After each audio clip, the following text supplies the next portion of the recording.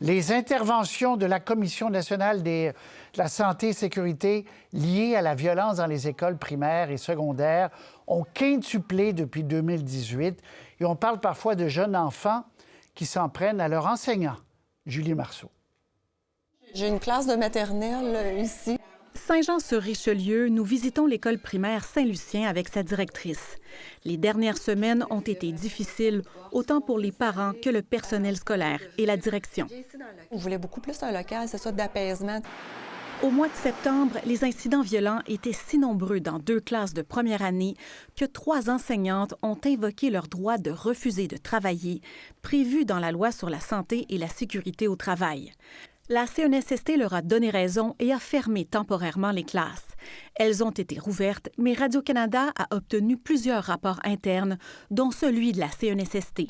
On peut lire dans le rapport de la CNSST que 14 enfants de 6 ans manifestaient des comportements violents. Ils frappent, donnent des coups de pied, pincent, lancent des objets, chaises, bureaux, ciseaux et critons. Ils agressent, menacent et fuguent, résume l'inspecteur. Des rapports d'incidents violents qui ont été remplis, il y en avait 50 depuis le début de l'année. Des élèves qui se battaient entre eux, des élèves qui frappaient les enseignantes, qui tapaient, qui mordaient, qui insultaient, qui menaçaient de mort. Le syndicat et de nombreux parents qui se sont confiés à nous affirment que les incidents violents se poursuivent, mais le centre scolaire et l'école assurent que la situation s'est améliorée depuis la mise en place d'un plan d'action. Il y a plusieurs choses qui ont été retenues par la CNSST qui étaient déjà prévues. C'est juste qu'on les a accélérées, on les a devancées, on les a intensifiées. Pour certains enfants, il y a encore des interventions qui sont plus